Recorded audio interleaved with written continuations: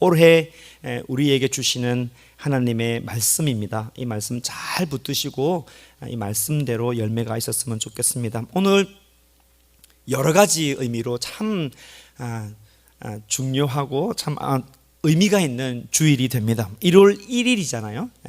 첫날을 하나님 앞에 예배로 드릴 수 있다는 게 또 너무 감사합니다. 그리고 말씀드렸다시피 창립한 지 6주년이 됐고 내일부터 7살이 됩니다.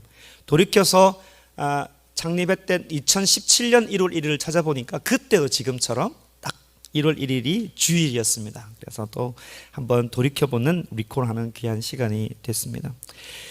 뒤돌아보면 참 부족한 게 많습니다. 또 많았습니다. 그렇지만 이 한 알의 아주 작은 믿음의 이 씨앗이 이렇게 자랄 수 있었던 것은 누구의 노력이 아니라 진짜 하나님의 은혜인 줄 믿습니다. 그리고 그뿐만 아니라 작고 또 힘들지만은 서로가 서로를 위해서 기도해주고 바람에 흔들리지 아니하고 끝까지 교회를 지킬 수 있었던 또 지켰던 성도님들 한 사람 한 사람의 수고가 헛되지 않았기 때문에 여기까지 올 수 있었다. 저는 그렇게 믿고 있습니다. 그래서 감사하고 또 감사합니다. 또한 하나님께서 그동안 이렇게 많은 가족들을 하나님께서 붙여주셨습니다. 이전에 달려왔던 것처럼 앞으로도 우리 공동체는 이스라엘 백성들이 광야를 이렇게 지나서 가나안 땅에 가는 것처럼 우리 모두 함께 하나님께서 새롭게 이끄실 그 땅을 향하여서 분명히 함께 갈 것입니다. 그게 1년이 될 수도 있고 2년이 될 수도 있고 주께서 허락하시는 만큼 우리가 앞으로 행진을 할 것입니다. 모든 인생이 그렇고 모든 이 땅에 존재하는 교회가 그렇습니다. 갈등이 있고 또 적지 않은 고난이 분명히 있을 것입니다. 그럼에도 불구하고 여러분 한 사람 한 사람이 여호수아와 갈렙처럼 된다면 우리의 행진은, 이 믿음의 행진은 하나님 앞에 의미가 있고 여러분뿐만 아니라 교회에도 큰 열매가 있을 줄을 확신합니다. 여러분 모두를 축복하고 이 믿음의 길을 잘 걸어가는 저와 여러분이 되시기를 주의 이름으로 다시 한번 축복합니다. 항상 말씀드리지만은 우리가 걸어가는 이 믿음의 행진, 우리가 걸어가는 이 신앙의 길은 딱 정해져 있습니다. 건강, 감사, 거룩, 감동의 삶을 사는 예수님의 제자가 되자. 이 신앙의 여정이 우리에게 있습니다. 우리 신앙의 여정의 마지막 목표는 감동입니다. 이 감동은 이웃을 섬겨서 그 감동으로 하나님께 영광을 돌리는 것입니다. 우리 교회의 사역의 목표가 되어야 되고 여러분의 신앙의 골이 되어야 한다는 것입니다. 이것은 저의 어떤 사색이 아니라 생각이 아니라 성경에 나와 있는 말씀이라고 확신합니다. 예수님의 가르침이 그렇고 이 예수님의 가르침을 잘 받았던 사도들의 가르침 속에도 보면 이 메시지가 그대로 있습니다. 이 길을 걷기 위해서 우리는 작년 한 해 동안에 건강감사 거룩 감동에서 건강에 포커스를 맞췄습니다. 영육 간에 정말 하나님 앞에서 그 파운데이션이 튼튼해야 합니다. 우리가 영적인 생활이 하나님 앞에 이 건강함이 반드시 드러나야 됩니다. 아시겠지만 한 해 한 해 육체가 허약해진다는 것 여러분 잘 아시죠? 어제와 오늘이 다르고 작년과 올해가 또 다를 것이고 안 아프는 허리가 아프기 시작하고 없던 두통이 생길 것입니다. 우리의 정신은 미약할 수 있습니다. 우리의 힘은 나약할 수 있습니다. 그러나 하나님이 부르시는 그 순간까지 우리의 영은 건강해야 될 줄 믿습니다. 이 사실이 흔들리지 않아야 됩니다. 그래야 그 다음 단계를 갈 수가 있습니다. 올해는 건강감사 거룩에서 감사에 집중하는 해가 됩니다. 여러분 감사가 무엇입니까? 여러분 감사는 무엇이라고 생각합니까? 고마움이라고 말할 수 있죠. 때로는 한문을 보면 굉장히 깊은 의미가 그 안에 숨어져 있습니다. 이걸 어떻게 번역할지는 제 알 바는 아니지만 잘 부탁드리고 이 한문에 보면은 이 감사에 대한 그 감자가 두 자가 합쳐져 있습니다. 다한다는 함자하고 마음을 뜻하는 심이 합쳐져서 감자입니다. 그러니까 이 감사의 감자는 마음을 다한다라는 뜻이 감자의 뜻이 됩니다. 감사의 사자는 우리가 흔히 알다시피 말씀언이 있습니다. 그리고 그 옆에 상당히 어려워 보이는 한자가 하나 더 있죠. 이것은 화살을 쏜다에 해당되는 말씀 한자어가 됩니다. 그래서 합쳐져서 감사의 사자가 되는 겁니다. 이 한문에 나와 있는 이 감사의 뜻은 이렇습니다. 마음을 다해서 힘을 다해서 고마운 뜻을 표현하여 전달하는 것이 감사가 되는 겁니다. 감사는 표현하는 겁니다. 내 안에 고마움이 간직되어 있으면 이건 감격입니다. 이 감격이 표현될 때 감사라고 말할 수가 있습니다. 그래서 올 한 해는 우리가 이 감격에서 벗어나서 감사의 삶을 살았으면 좋겠다, 이런 마음을 가지고 있습니다. 그리고 이 감사가 풍성해지기를 기도하고 함께 걸어갔으면 좋겠습니다. 그래서 2023년 주보에도 보면은 표가 나와 있는데, 지난 공동의회에 나와 있는 핸드북에는 감사를 표현하는 삶이 되자 그렇게 나와 있었지만, 골로새서를 좀 읽고 빌립보서를 읽어보니까 우리의 감사가 좀 구체적이어야 되겠다 하는 생각이 들었습니다. 그래서 어디에서 감사해야 될까? 관계에서 감사하자, 그런 생각이 들었습니다. 관계에서 감사를 표현하는 삶이 되자, 이 말씀이 됩니다. 사랑하는 성도 여러분, 정말 올 한 해 여러분의 모든 관계가 회복되기를 원하고, 그 관계 속에서 감사가 풍성하기를 기도하고 축복합니다. 반드시 그렇게 되어야 합니다. 제가 집중해서 기도할 제목입니다. 주보의 칼럼에도 오늘 나와 있지만, 신앙은 뭐다? 관계다. 이 말에도 틀리지 않습니다. 저의 말이 아니라 마태복음에 보면 이런 말씀이 있습니다. 22장 37절에서 39절 말씀에 예수님께서 이렇게 말씀하십니다. 예수께서 이르시되 네 마음을 다하고 목숨을 다하고 뜻을 다하여 주 너의 하나님을 사랑하라 하셨으니 이것이 크고 첫째 되는 계명이요 라고 말씀하셨습니다. 그리고 둘째도 그와 같으니 내 이웃을 내 자신과 같이 사랑하라, 이렇게 말씀하셨습니다. 사랑이라는 이 단어를 다른 말로 하면 관계입니다. 그러니까 우리 예수님 믿는 사람은 두 관계가 존재합니다.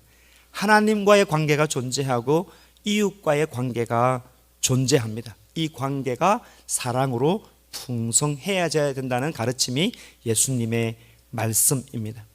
그런 면에서 보면 오늘 우리가 살펴보는 이 말씀은 참 중요한 말씀이 됩니다. 왜냐하면 사도 바울은 오늘 본문에서 우리들에게 감사하는 자가 될 것을 계속 말씀하시면서 이 두 관계, 하나님과의 관계와 이웃과의 관계에서 이 감사를 어떻게 그러면 표현할 것인가를 가르쳐 주기 때문입니다.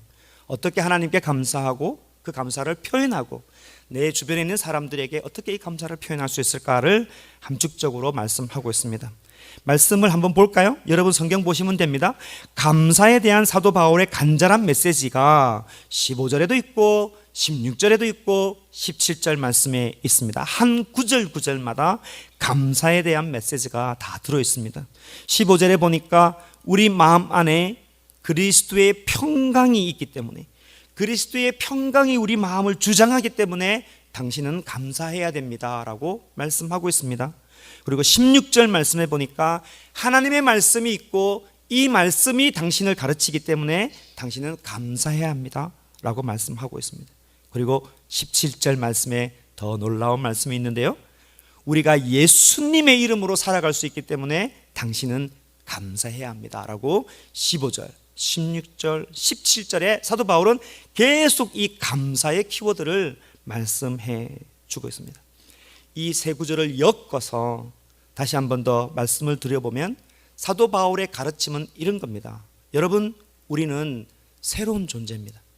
우리는 이전의 사람이 아닙니다.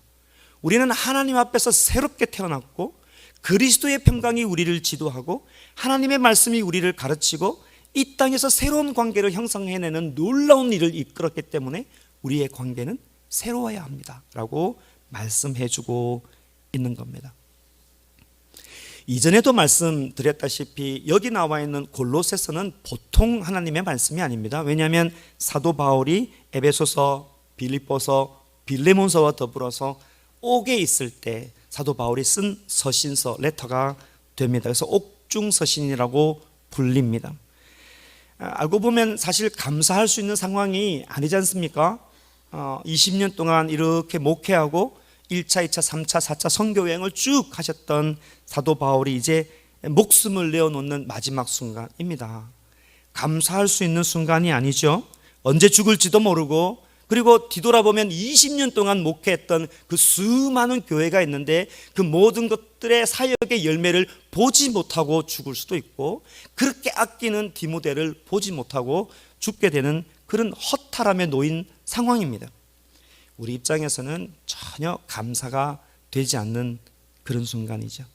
그럼에도 불구하고 에베소서도 그렇고 빌립보서도 그렇고 골로새서도 그렇고 이 옥중서신에 보면 우리를 향한 메시지가 너무 분명한데, 감사하라, 감사해야 합니다, 감사해야 합니다. 이 메시지가 엄청 강하게 나와 있습니다. 마치 신앙의 위대한 선배가 그 인생을 접고 하나님 앞에 갈 때 우리들에게 남기는 마지막 유언과 같고 신앙의 어떤 비밀을 이야기해 주는 것 같습니다. 맞습니다. 사도 바울의 감사는 우리와 같은 감사가 아닌 것 같아요. 우리는 하는 일이 잘 돼야 감사합니다. 내가 기대하는 것대로 잘 뜻대로 이루어져야 감사하지, 뜻대로 되지 않는데 우리는 감사하지 않습니다.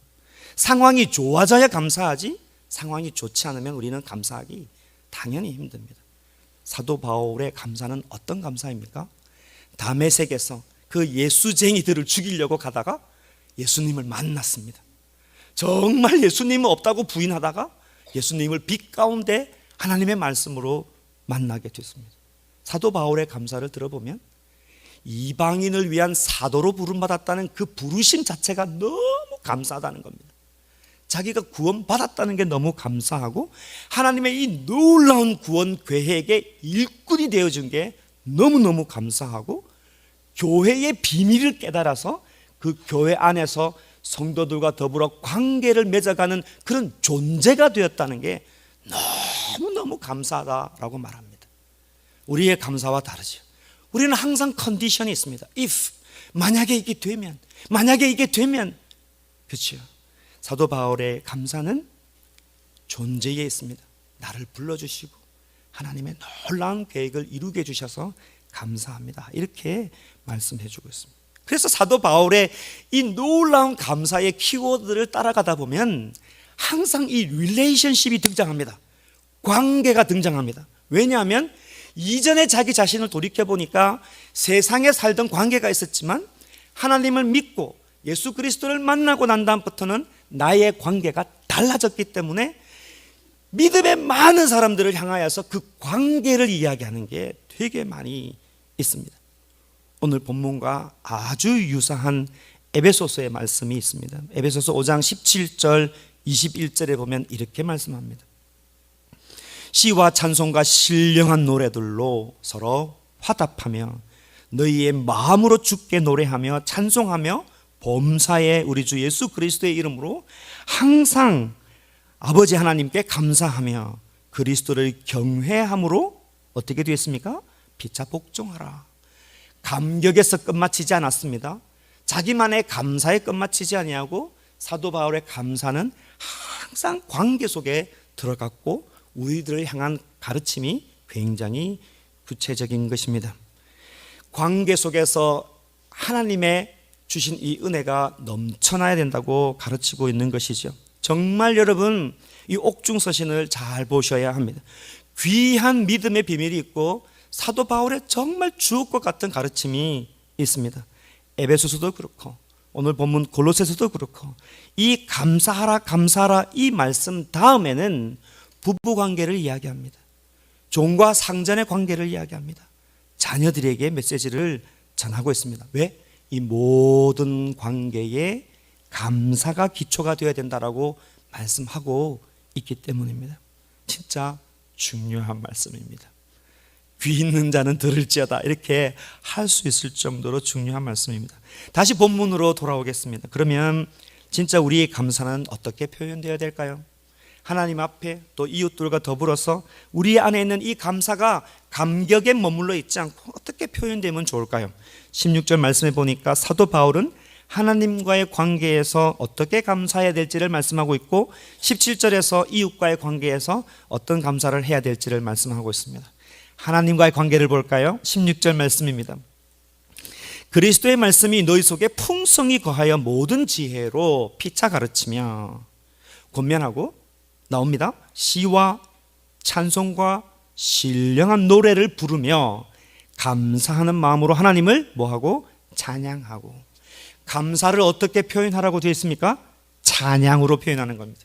하나님께 어떻게 감사를 표현해야 될지 모르겠습니다. 많은 방법이 있지만 시편에서 가르치는 것, 사도 바울이 가르치는 것, 우리 믿음의 정말 선배들이 가르치는 이 하나님을 향한 감사의 표현의 핵심은 찬양입니다.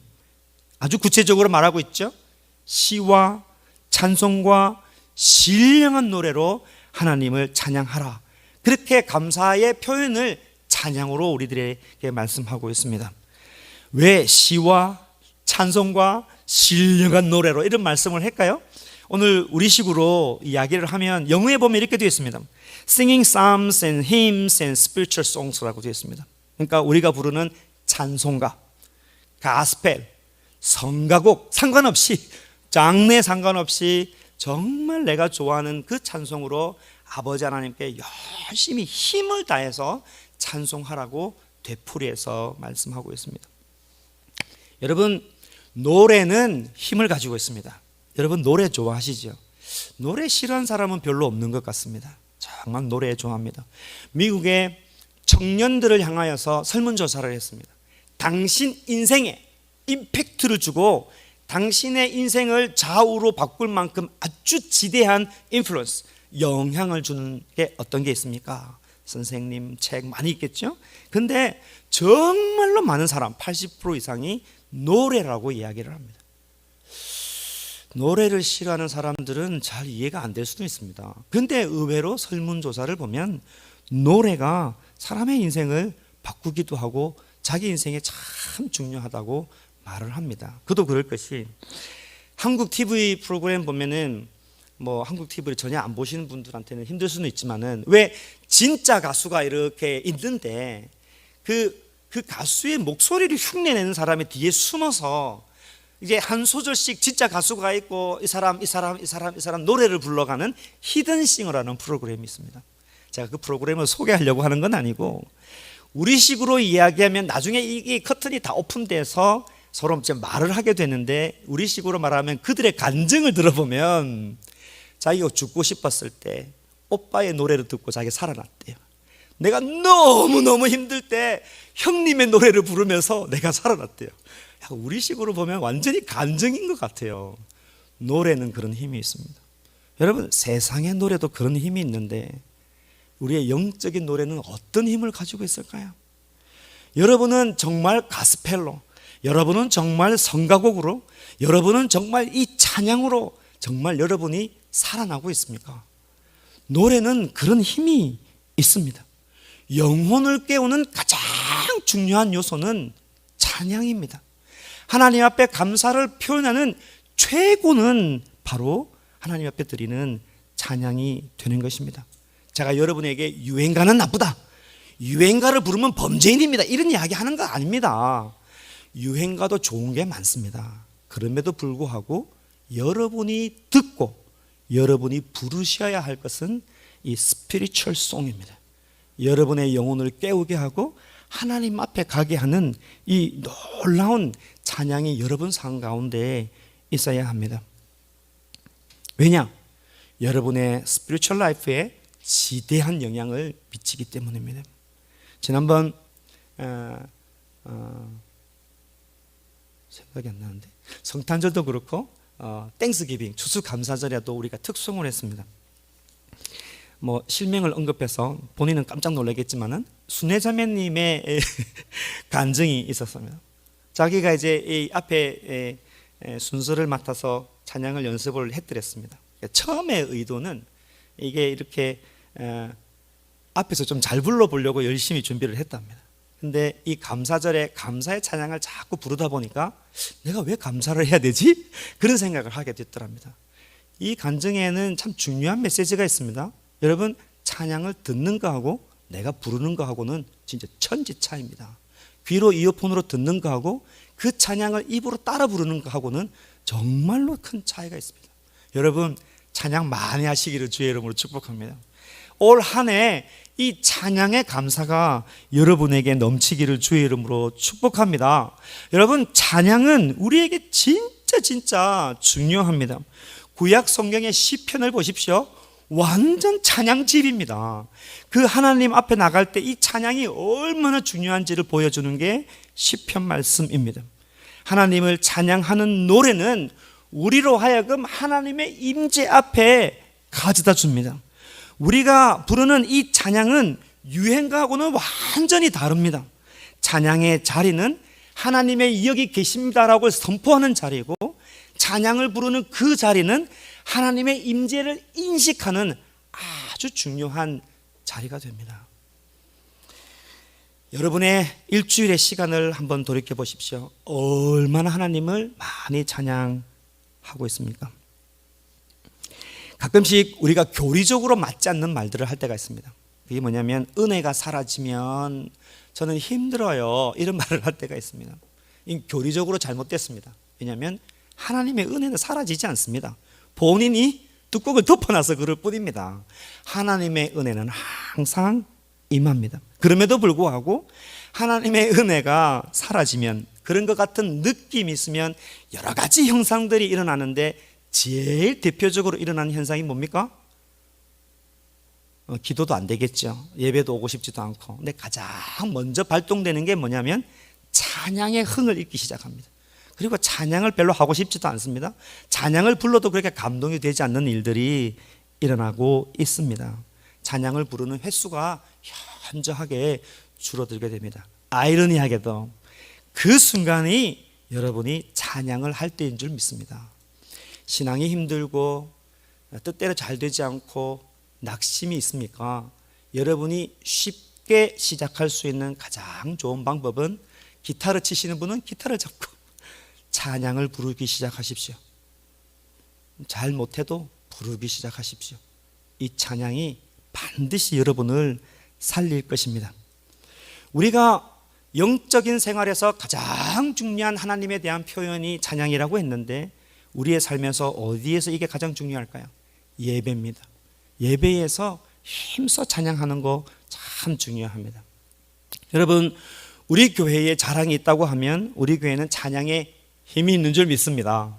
진짜 힘이 있다고 생각합니다. 저만 그렇게 생각하는 것이 아닙니다. 이 교회를 정착하고 교회에 대해서 이렇게 리뷰를 하면 많은 분들이 찬양의 힘, 찬양에서 은혜를 받는다, 그렇게 이야기합니다. 그러나 우리의 현 주소를 보면 그렇게 위대한 장비들이 여기 있지 않습니다.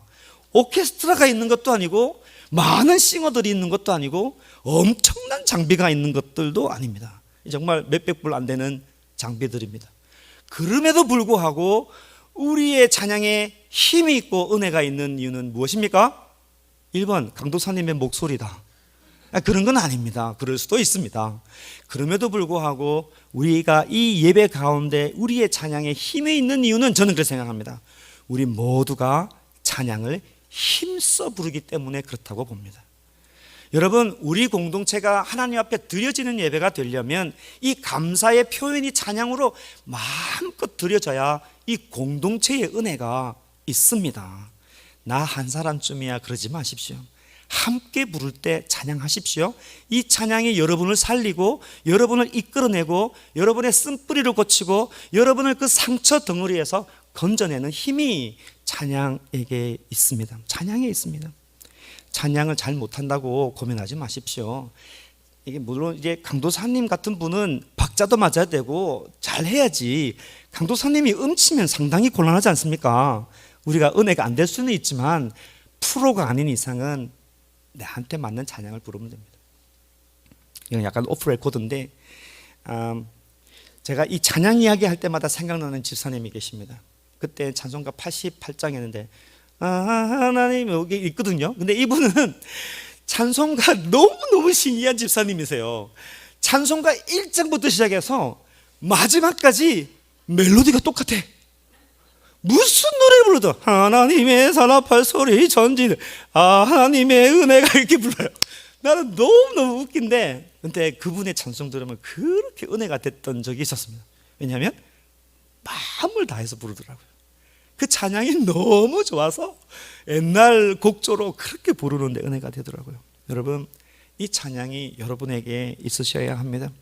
우리가 하나님께 찬양하는 이유가 있습니다. 우리가 왜 하나님을 찬양합니까? 시켜서 합니까? 해야 되기 때문에 합니까? 절대 그렇지 않습니다. 예레미야서 보면 20장 13절 말씀에 이렇게 되어 있습니다. 여호와께 노래하라. 너희는 여호와를 찬양하라. 가난한 자의 생명을 해강자의 손에서 구원하셨습니다. 우리가 찬양하는 단 한 가지 이유는 죽음 가운데서 구원을 받았기 때문입니다. 하나님께서 우리를 불러냈기 때문에 하나님을 찬양하는 것입니다. 하나님은 찬양받기에 합당하십니다. 이 땅에서도 찬양을 받으시고 저 천국에 가서 믿음의 수많은 사람들과 더불어 영원토록 찬양받으실 분이 우리 하나님이십니다. 그래서 우리의 신앙은 찬양이어야 합니다. 시편 147편 1절 말씀에 할렐루야, 우리 하나님을 찬양하는 일이 선하고 찬송하는 일이 아름답고 뭐하다? 마땅한 것입니다. 찬양을 하시기를 바랍니다. 하나님께 감사를 표현하는 최고의 길이 찬양이라는 걸 잊지 마시고, 여러분 예배 가운데, 여러분의 큐티 가운데 말씀 앞에 늘 찬양으로 아버지 하나님 앞에 나가는 여러분 되기를 주의 이름으로 축복합니다. 두 번째 관계를 짧게 보려고 합니다. 이웃과의 관계에서 사도 바울은 어떻게 감사를 표현해야 될까? 17절 말씀에 이렇게 말씀합니다. 또 무엇을 하든지 말에나 일에나 다 주 예수의 이름으로 하고 그를 힘입어 아버지 하나님께 감사하라, 이렇게 되어 있습니다. 참 중요한 말씀입니다. 하나님께 감사하는 1차적인 방법이 찬양이라고 한다면, 2차적인 방법이라고 할 수 있다면 사람의 관계를 통해서 하나님께 영광을 드러내는 이 표현법이 감사다, 감사의 방법이다라고 말씀을 하고 있습니다. 여기 보면 말에나 일에나라고 되어 있죠. 한문으로 뭡니까? 언행입니다. 우리가 사람과 더불어 관계를 맺을 때 말과 행함이 전부 다입니다. 그래서 말에나 일에나, 이 말은 우리가 관계에서 이렇게 말해도 틀리지 않습니다. 서로 관계할 때, 관계를 맺을 때 누가 드러나야 된다고 말합니까? 예수 그리스도의 이름이 드러나야 된다, 이런 말씀을 합니다. 진짜 이 말씀이 무슨 뜻입니까? 나와 너와의 관계에서 예수님의 이름이 드러나야 된다는 말이 무슨 말씀입니까? 우리가 말할 때마다 예수님은 이 말을 하라는 건 아니죠. 때로는 어떤 사람의 신앙을 지적하기 위해서 예수님께서 이런 말을 하기는 하지만 여기는 그런 뜻이 아닙니다. 우리가 그 다음 말씀이 있습니다. 18절 말씀해 보니까 사도 바울은 점점 구체적으로 말씀하기 시작하는데, 18절에 보면 아내들아, 19절에 남편들아, 20절에 자녀들아, 21절에 종들아, 이렇게 말씀하시면서 예수님이 드러나야 된다는 말씀을 23절, 24절에서 결론적으로 이렇게 말씀합니다. 무슨 일을 하든지 마음을 다하여 주께 하듯 하고 사람에게 하듯 하지 말아라. 이는 기업의 상을 주께 받은 줄 아나니 너희는 주 그리스도를 섬기느니라. 사람과 사람으로 더불어서 대하고 있는데 사도 바울은 우리를 향하여서 뭐라고 이야기하냐면, 너는 사람을 섬기는 것이 아니라 주님을 섬기고 있다. 새로운 관계를 정립해 주고 있는 것입니다. 한국 사람들은 특별히 이런 말씀을 들으면 대충 감을 잡습니다. 한국 사람들은 놀라운 달란트가 있는데 감을 잘 잡습니다. 말하지 않아도 이렇게 합니다. 그래서 우리 한국 사람들은 양궁을 잘합니다. 왜냐하면 감이 좋기 때문에 이게 적당한 감으로 이렇게 잘 맞춥니다. 그것 때문에 우리가 오해를 잘 하죠. 그런데 오늘 이 말씀을 듣고 예수님의 이름이 드러나야 됩니다, 이 말씀을 그래, 말 조심하고 행동 조심하고 그리고 예수님의 이름에 먹칠하면 안 되겠구나, 이렇게 방어적으로 생각하면 안 됩니다. 이 말씀에는 굉장히 적극적인 신앙이 있습니다. 예수님의 이름이 드러나야 되는 것은 내가 완전히 새로운 피조물이 되었다, 하나님과 더불어서 완전히 새로운 관계가 되었다는 것이 사람과 더불어 관계, 쉽게 말하면 나와 너와의 관계에서 드러나야 된다, 이 말씀을 하고 있는 겁니다. 사도 바울의 말씀은 이제 나는 나와 너와의 관계가 아니고 너는 나와 더불어 관계를 할 때 예수님과 더불어 관계가 되는 것이다, 이런 말씀을 하는 겁니다. 나와 너와의 관계가 아니라 너와 예수님의 관계다, 이런 관계가 이 땅에 새롭게 있다라고 말씀을 하고 있습니다. 완전히 새로운 신앙이 되는 것입니다. 여러분 관계가 이런 관계가 되시기를 주의 이름으로 축복합니다. 여러분, 이전에 여러분은 죽었습니다. 아멘. 옛사람은 죽었습니다. 아멘. 그런데 나 옛사람이 살아서 아직까지 이것 때문에 힘들고, 아닙니다. 여러분의 옛사람은 십자가에 못 박혀 죽었습니다. 여러분은 모든 죄를 용서받고 하나님 앞에 새로운 사람이 되었습니다. 그래서 이 땅에 존재하는 관계는 이전처럼 나와 너와의 관계가 아니라 너와 예수님의 관계가 되는 것입니다. 모든 관계 속에서 여러분이 예수님이 되셔야 한다는 말씀이 되는 거예요.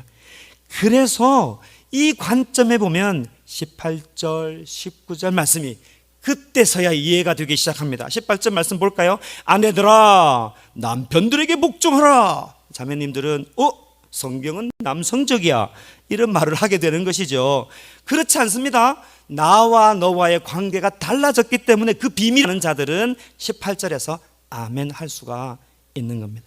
19절에 남편들아 아내를 사랑하라, 괴롭게 하지 말아라. 형제들은 아니 사랑할 만해야 사랑하지, 나를 이렇게 괴롭히고 있는데 내보고 어떻게 하라고 말할 수 있지만은 이 관계의 비밀을 알면 돌파할 수 있고 아멘 할 수 있게 되는 겁니다. 자, 좀 어려운 말씀일 수도 있는데 말씀 맺겠습니다. 하나님을 이렇게, 여러분 하나님은 어떤 하나님이십니까? 이렇게 하나님을 가만히 오늘 말씀에 비추어서 묵상하다 보면 우리 하나님은 표현하시는 하나님이시구나 라고 생각이 많이 듭니다. 하나님께서 저 멀리 험한 인상을 가지시고 팔짱 끼고 이렇게 한번 두고 보시는 하나님이 아니시고 우리에게 당신을 계속 표현해 주시는 분이십니다. 사랑한다, 사랑한다, 괜찮다, 사랑한다, 계속 끊임없이 당신을 표현해 주시고 그 표현 때문에 우리가 구원을 받은 것입니다. 이 땅에 하나님을 믿는 사람은 그래서 표현을 잘 해야 합니다. 내 안에 있는 그 더러운 것들을 표현하는 것이 아니라 감사를 표현하는 것입니다. 내가 받은 감격을 표현하는 것입니다. 내가 받았던 은혜를 표현하는 관계가 그런 관계가 되는 것입니다. 큰아들이 손주가 있습니다. 손주를 볼 때가 많은데 제가 새롭게 배우는 게 있습니다. 아들이 그런 말을 하더라고요. 저희를 통해서 자라면서 본인이 부족한 걸 알았답니다. 그게 뭐를 부족했냐라고 말했더니 자기의 감정을 표현하는 게 어떻게 해야 될지 본인은 모르겠답니다. 그래서 아내를 만났는데 아내가 그 감정을 잘 표현하고 자기의 감정을 잘 표현할 수 있도록 잘 보듬어 주더랍니다. 그래서 결혼했겠죠. 홀딱 반해가지고.